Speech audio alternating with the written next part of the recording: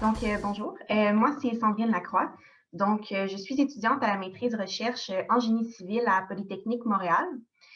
Puis, je vais vous présenter le projet sur lequel on travaille, donc qui est la mise à l'épreuve et l'adaptation d'un outil d'analyse spatiale multicritère, qui est pour supporter le choix des sites d'implantation des infrastructures vertes de gestion des eaux pluviales au Québec.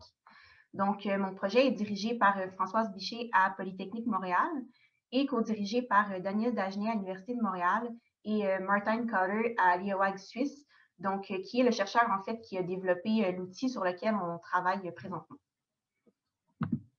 Je vais commencer par faire une mise en contexte du projet. Ensuite, je vais présenter le projet de recherche, donc les objectifs et présenter aussi l'outil sur lequel on travaille. Ensuite, je vais expliquer la méthodologie qu'on a adoptée pour faire l'adaptation de l'outil au contexte du Québec et finalement les perspectives de recherche sur l'outil. D'abord, les impacts de l'urbanisation et des changements climatiques sur la gestion des eaux pluviales. L'urbanisation, ça a contribué à densifier les infrastructures et la population dans les villes, ce qui a eu plusieurs impacts, dont l'augmentation de l'imperméabilisation du territoire. Donc, quand on diminue les surfaces végétales et qu'on les remplace par des surfaces imperméables, ça a plusieurs conséquences, comme d'augmenter les volumes et les débits d'eau de ruissellement qui circulent dans les milieux urbains. Ce qui peut augmenter les surverses des réseaux d'égouts, donc qui sont les débordements des réseaux d'égouts. Donc, on a un relâchement d'eau non traitée dans les cours d'eau récepteurs, une augmentation des inondations, l'augmentation de la pollution des cours d'eau, donc d'une part en raison des surverses, puis aussi en raison en fait de la contamination des eaux de ruissellement, donc qui contiennent beaucoup de matières en suspension et d'autres contaminants. Puis on a une perte d'habitat et de végétation. Donc, parallèlement à ça, on a les impacts des changements climatiques qui vont être influencés par l'urbanisation, mais qui vont venir aussi avoir un impact, en fait, qui vont venir amplifier les impacts négatifs de l'urbanisation, parce qu'avec les prévisions dans les prochaines années, donc on prévoit une augmentation des températures et une augmentation des précipitations. Donc, une des stratégies pour s'adapter au changement climatique et au changement anthropique, c'est d'utiliser les infrastructures vertes de gestion des eaux pluviales. Donc, ce sont des systèmes qui sont naturels ou semi-naturels, qui vont fournir plusieurs services écosystémiques et qui sont basés sur des processus comme la rétention, l'infiltration, l'évapotranspiration de l'eau. Donc, comme on peut voir sur la figure du bas, en milieu urbain, on a beaucoup plus de ruissellement à la surface du sol, beaucoup moins d'infiltration dans le sol et moins d'évapotranspiration. Donc, ce qu'on essaie de faire, en fait, en implantant des infrastructures vertes, c'est de revenir à un cycle de l'eau qui est plus naturel, donc qui était un cycle de l'eau qu'on avait avant le développement urbain. Donc, des exemples d'infrastructures vertes, ça peut être des toits verts, des cellules de biorétention, des jardins de pluie, des marais filtrants. Donc, ce sont des infrastructures qui ont qui peuvent apporter en fait plusieurs bénéfices hydrologiques, comme améliorer la qualité de l'eau, réduire la quantité d'eau, donc réduire les surverses et réduire les inondations. Mais ces systèmes-là permettent aussi d'offrir plusieurs bénéfices socio-environnementaux. Donc, par exemple, d'améliorer la cohésion sociale, de fournir des espaces qui sont esthétiques et qui sont récréatifs, de protéger la biodiversité, d'améliorer la qualité de l'air. Au niveau des aspects économiques, ça peut être d'augmenter la valeur des terrains ou de réduire les coûts énergétiques des bâtiments, par exemple dans le cas des toits verts. Ça peut être aussi de réduire les îlots de chaleur. Et au niveau de la mobilité, donc ça peut offrir des espaces qui sont plus confortables et sécuritaires pour les piétons et les cyclistes. Donc, au niveau de la planification des infrastructures vertes en milieu urbain, donc on se demande en fait comment on fait pour choisir stratégiquement l'emplacement des infrastructures vertes. Donc, si on veut maximiser les bénéfices secondaires qu'on peut tirer des infrastructures vertes et maximiser aussi la performance des systèmes.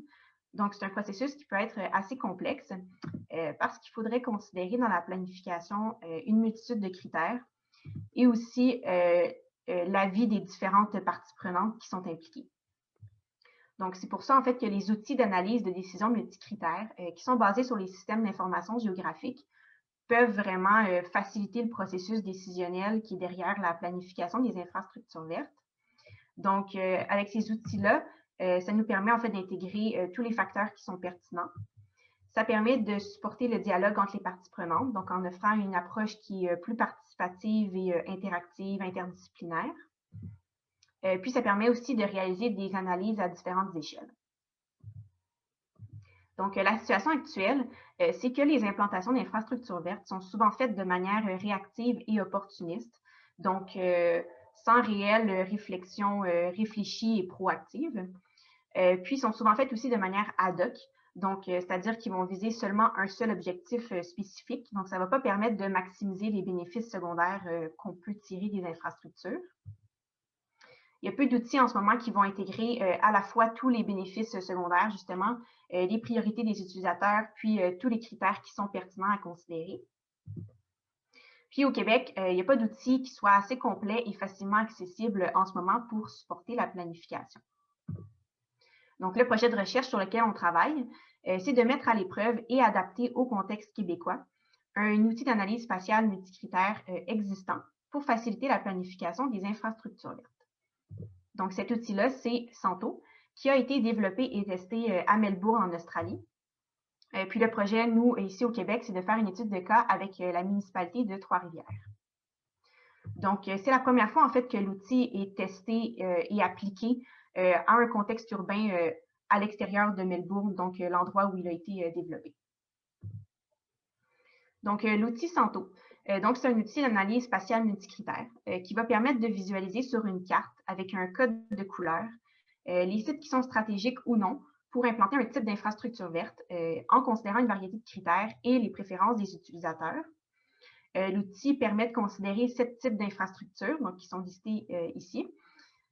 Puis, l'outil, c'est une barre d'outils à intégrer dans le logiciel spatial ArcMap d'Esri. L'outil a été développé selon 2 perspectives. Donc, on peut réaliser des analyses soit selon la perspective des opportunités ou la perspective des besoins.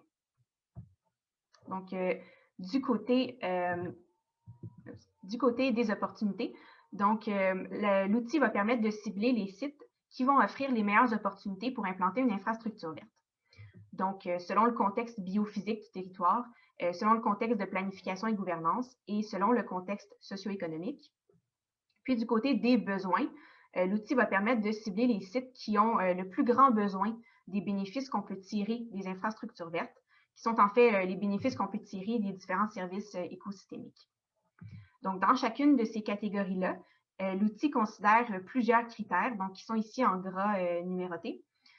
Puis, des attributs sont utilisés pour mesurer ces critères-là dans l'outil. Donc, les différents attributs, ce sont en fait les différentes couches de données spatiales qu'on peut entrer dans l'outil pour faire les analyses.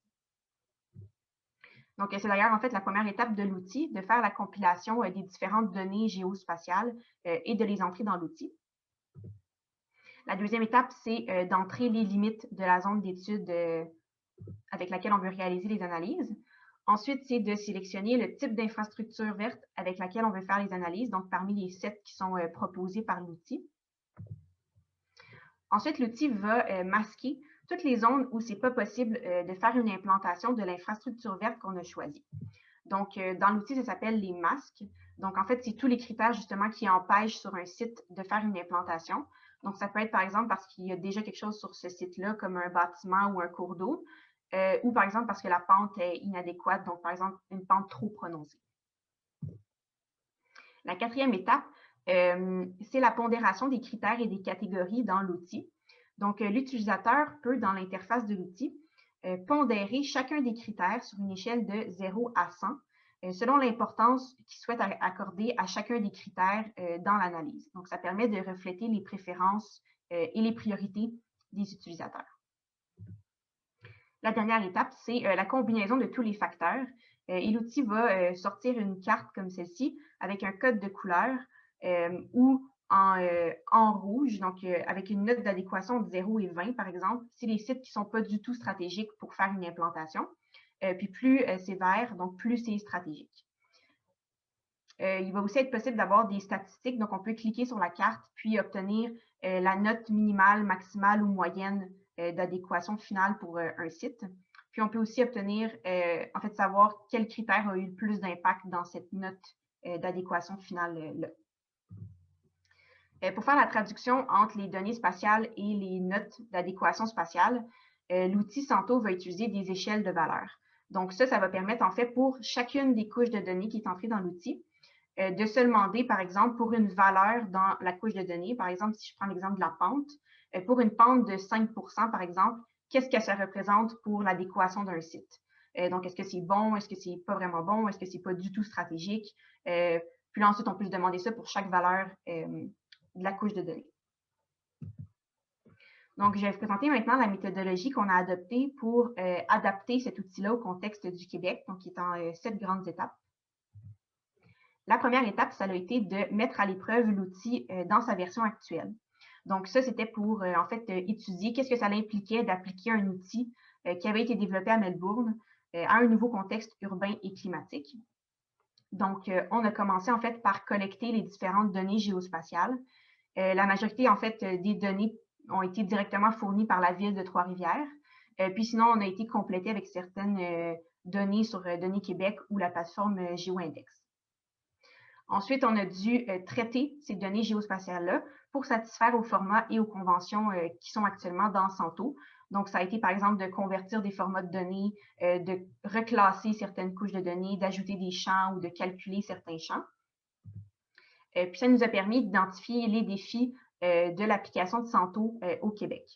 Donc, par exemple, au niveau de la disponibilité des données et le fait aussi de devoir reclasser les données pour que ça convienne en fait aux conventions nominales de Santo. Ensuite, on a fait le recensement des données qui étaient disponibles au Québec. Donc, cette étape-là, en fait, ça avait comme objectif de regarder c'était quoi les données qu'on avait ici au Québec pour adapter l'outil Santo le plus possible aux données qu'on a ici, plutôt que d'adapter les données à l'outil. Donc, pour ça, on a fait des recherches sur plusieurs plateformes de données ouvertes. Ensuite, ça a été de faire l'adaptation des critères de l'outil. Donc, on a tout d'abord identifié les objectifs et les bénéfices qui étaient déjà considérés dans l'outil pour être en mesure de mieux cibler des nouveaux objectifs. On a aussi fait un travail, en fait, de Means End Network, qu'on appelle, donc un réseau moyen fin, qui a permis, en fait, de voir justement les différents objectifs qui étaient déjà considérés par l'outil. Puis, c'est dans un objectif, en fait, de minimiser le chevauchement entre les différents critères de l'outil, donc pour pas qu'on dédouble certains objectifs dans l'analyse de l'outil. Et puis, ça nous a permis aussi d'arriver à une hiérarchie d'objectifs. Donc, je vais vous montrer dans quelques diapositives. Ensuite, on a fait le développement de nouveaux critères, puis on a adapté les attributs de critères existants. Donc, on a proposé en fait des nouveaux critères pour certains objectifs qu'on trouvait pertinents de considérer pour le contexte du Québec. Puis, on a adapté donc justement les attributs de critères qui existaient déjà dans l'outil, mais selon les données qu'on avait de disponibles ici au Québec. Donc, on a réalisé une hiérarchie d'objectifs qui nous a permis donc d'identifier des nouveaux critères pour le contexte du Québec et d'identifier des nouveaux attributs qui permettent de mesurer ces différents critères-là. Donc, ça ici, c'est la hiérarchie qu'on a développée, donc qui, contrairement à celle du début que j'ai montrée, en haut de la hiérarchie, maintenant, on a des objectifs principaux. Puis, dans les encadrés en gris, on a des objectifs secondaires. Donc, ça a permis, en fait, de reclasser les critères selon des objectifs. En mauve, ici, en fait, c'est les critères existants de l'outil qu'on a adaptés au contexte du Québec, donc selon les données qu'on avait, puis selon certaines discussions avec des experts qu'on a eues. Puis en vert, c'est les propositions d'ajout de critères pour le contexte du Québec, par exemple, de considérer les sels de déglaçage, de considérer la neige usée, la vulnérabilité des prises d'eau potable. Donc, ça, c'est des exemples de critères qu'on souhaite développer et ajouter à l'outil. Donc, l'étape, en fait, qu'on est en train de réaliser, c'est l'adaptation des masques et des échelles de valeur. Donc, les masques, donc, ce sont les critères donc, qui empêchent l'implantation d'infrastructures vertes sur un site. Ça, on va les adapter selon les guides québécois. Pour les échelles de valeur, on va les adapter selon la littérature et par la consultation d'experts dans le domaine, donc qu'on a commencé d'ailleurs. Puis, pour obtenir les échelles de valeur, en fait, on se base sur la méthode de notation directe et la méthode de bisection, qui sont deux méthodes proposées dans la littérature pour obtenir les échelles de valeur. Donc ça va nous permettre d'adapter les critères et le code de l'outil au contexte du Québec. Ensuite, donc à venir, donc la semaine prochaine, on a un atelier de pondération avec des parties prenantes de la ville. On a développé un questionnaire qui est basé sur la méthode de pondération Swing. Puis ça va nous permettre en fait d'obtenir la pondération sur l'échelle de 0 à 100 de chacun des critères. Donc à venir, on va faire des simulations dans l'outil. Donc ça va être pour obtenir des résultats qui reflètent les préférences et les priorités de parties prenantes d'une ville québécoise. Donc pour conclure, le projet, c'était en fait d'étudier l'applicabilité de l'outil qui avait été développé en Australie, donc à un nouveau contexte urbain et climatique, et de l'adapter à ce nouveau contexte-là. Tout ça dans un objectif en fait de soutenir les villes dans le processus décisionnel sur la planification des infrastructures vertes. Puis les perspectives de recherche sur l'outil, donc pour le Québec, on souhaitait donc améliorer l'intégration de critères qui concernent la gestion des eaux pluviales, comme l'impact des surverses. Puis finalement, il est prévu d'étudier l'applicabilité de l'outil dans différents contextes urbains à l'échelle nationale et aussi à l'international. Donc, merci beaucoup pour votre attention. Puis si vous avez des questions, je suis disponible.